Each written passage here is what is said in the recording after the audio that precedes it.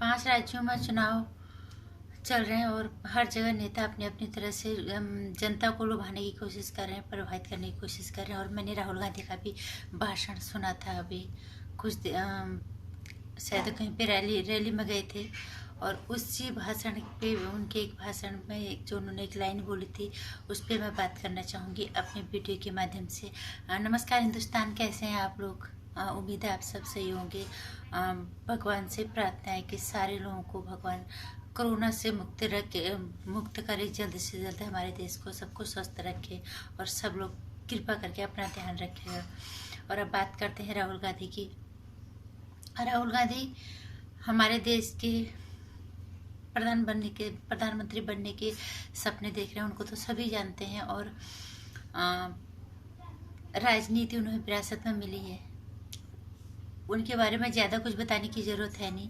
लेकिन जिस तरह और उनके बारे में जो बातें जो वो बोलते हैं, वो बात हर बात क्यों न्यूज में बन जाती है, कभी कॉमेडी तो कभी ट्रेजिडी तरह से क्यों बन जाती है वो, ये कभी किसी ने सोचा है? क्या नेता ऐसा होता है?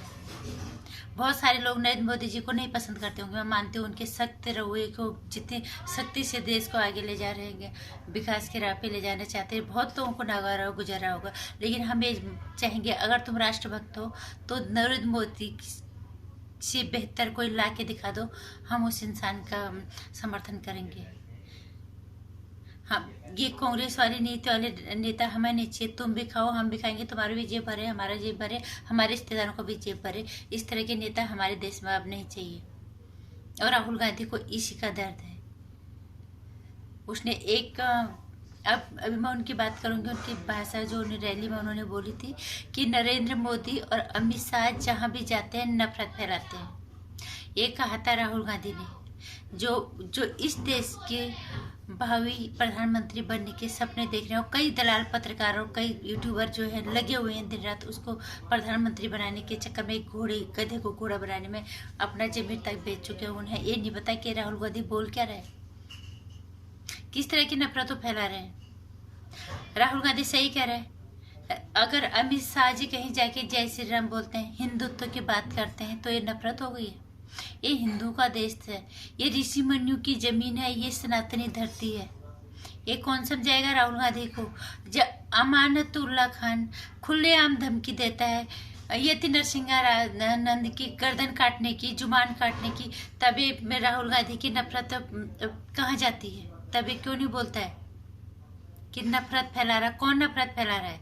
जब एक मेरठ का एक युवक कोई उसने भी 51 लाख रुपए का इनाम रखा था यति नरसिंहानंद जी की गर्दन काटने के लिए, तब भी राहुल गांधी की जुबान क्यों खामोश हो जाती है? इसको दर्द है कि कहीं यहाँ हिंदू ना जाग जाए, इतने जाके कहीं और ना जाग जाए। हिंदू को जागना बहुत जरूरी है। हिंदुस्तान के अंदर अगर हिंदू का अस्तित्व तो खत्म हो गया तो फिर इस हिंदुस्तान का मतलब क्या है? इस सनातनी धरती का मतलब क्या है? मैं अपने वीडियो के माध्यम से किसी को भी ठेस पहुंचाने की बात नहीं करती, मैं किसी धर्म से नफरत की बात नहीं करती। और कोई भी नहीं चाहता इस देश में जो रह रहा है अमन चैन से सब रहें, प्यार से रहें। लेकिन तुम कुछ लोगों को खुश करने के लिए उन बहुसंख्यक लोगों को, जिनकी ये धरती है, जिन सनातनियों की धरती है, उनको तुम हाशिए पे धकेलने की अगर कोशिश करोगे तो क्या लोग चुप रहेंगे? उनको तुम मरे हुए साबित करते हो। कांग्रेस की हमेशा एक कोशिश रही है और ये बात शर्त यह है, अगर कांग्रेस सत्ता में आ गई तो हिंदुस्तान के हिंदू बिल्कुल हाशिए पे चले जाएंगे, हमारा अस्तित्व, हमारा वजूद, सब कुछ खत्म हो जाएगा। इसमें बिल्कुल भी शक नहीं है। राहुल गांधी को कैसे लगा कि वो जहां भी जाते हैं नफरत करते हैं, नफरत फैलाते हैं? अपनी धर्म की बात करना क्या नफरत फैलाना है? उनको ये तो लग गया कि नरेंद्र मोदी और अमित शाह नफरत फैलाते हैं। उसने अमानतुल्लाह खान को कुछ नहीं बोला।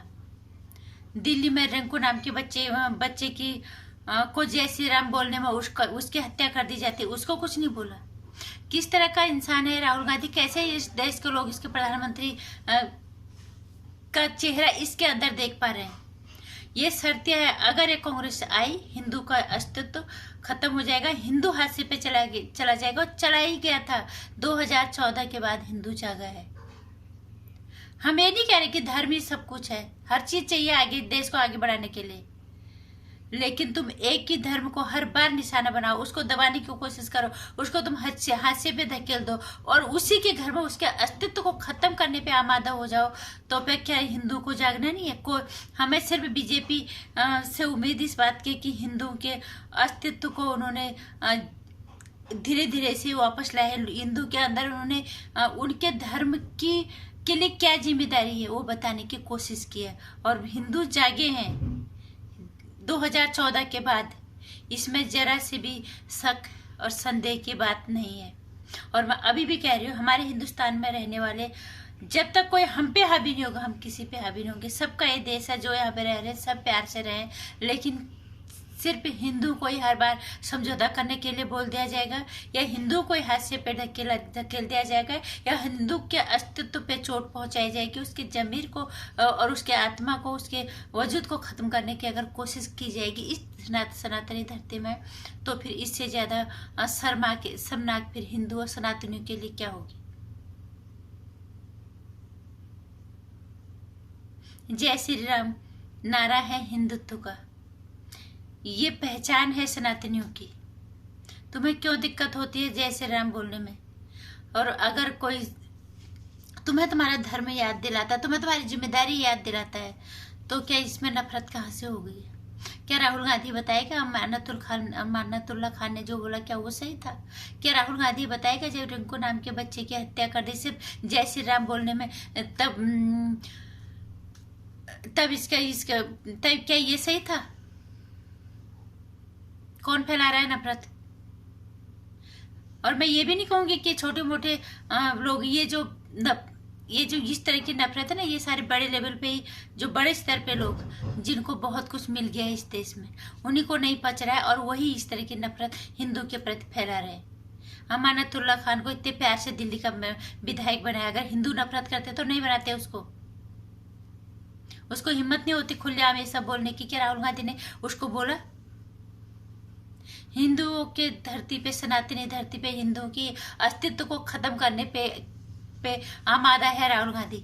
हमारे ही अस्तित्व और हमारे वजूद को खत्म करने की कोशिश में लगा हुआ है राहुल गांधी।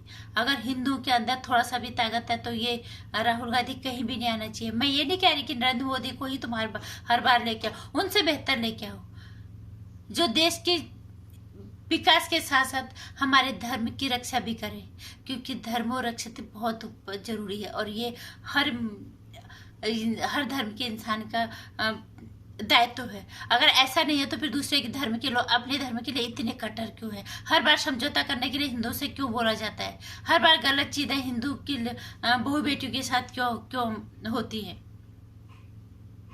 ये राहुल गांधी बताएगा। इस तरह के भाषण देता है राहुल गांधी कि जहां जाते हैं हिंदुत्व की नफरत फैलाते हैं। हिंदुत्व की बात करना इसको नफरत फैलाना लगता है, और जो हिंदू को खुलेआम गाली गलौज दी जाती है वो इसको अच्छा लगता है। मैं हमेशा एक ही बात कहना चाहूंगी, अगर किसी को, इस राहुल गांधी को अगर इस देश का दुर्भाग्य नहीं देखना चाहते, इस देश को अगर सही राह पे देखना चाहते, राहुल गांधी जैसा इंसान कभी आना भी नहीं चाहिए। और मैं ये नहीं कह रही सिर्फ नरेंद्र मोदी या यही पार्टी को उनसे बेहतर लेके आओ, जो हमारे देश के विकास के साथ साथ हमारे धर्म की रक्षा करने की भी जिम्मेदारी ले, उनको जगाने की कोशिश करे, को हमारे अस्तित्व और हमारे जमीर को खत्म करने की कोशिश ना करे, हमारे वजूद को चोट पहुंचाने की कोशिश ना करे। हमें ऐसी पार्टी भी चाहिए, क्योंकि अगर धर्म अगर सब कुछ नहीं है तो दूसरे धर्म अपने लोग अपने धर्म के लिए इतना क्यों मरते मिटते हैं? ये हिंदू से ही सनातन के धरती में उसी के घर के अंदर उसी से बोला जाता है कि तेरा अस्तित्व को हम खत्म कर देंगे, तुझे हम हाशिए पे भेज देंगे और तेरा नाम और निशान मिटा देंगे, और तुम खामोशी से देखते रहो और खामोशी से सुनते रहो। ये तो बिल्कुल नहीं होगा। जिसका जमीर जिंदा हो वो ऐसा कभी होने नहीं देगा। राहुल गांधी के इस तरह के भाषणों को सुन के पता नहीं किसी को आग लगी होगी या नहीं लगी, और मुझे तो इससे बहुत गुस्सा है जिस तरह से बातें वो करता है कि नफरत फैलाते हैं। ठीक है, वो नफरत फैलाते हैं जो अमानतुल्लाह खान ने बोला, मैं बार बार यही बोली, और जो उसने नरसिंह राज की गर्दन काटने के लिए 1 लाख रुपए दिए का इनाम रखा, उनको क्या बोलेगा ये राहुल गांधी? तो इस राहुल गांधी से बचने की जरूरत है। हमें नहीं है इस तरह के नेता की जरूरत। हमें वो नेता चाहिए जो हमारे देश को विकास के साथ साथ हमारे धर्म की भी रक्षा करे। ये बहुत जरूरी है, धर्म की रक्षा करना। लोगों ने अपने धर्म के लिए अपनी जान दे दी है, इसलिए हमें हमारे धर्म की रक्षा करने वाला नेता भी चाहिए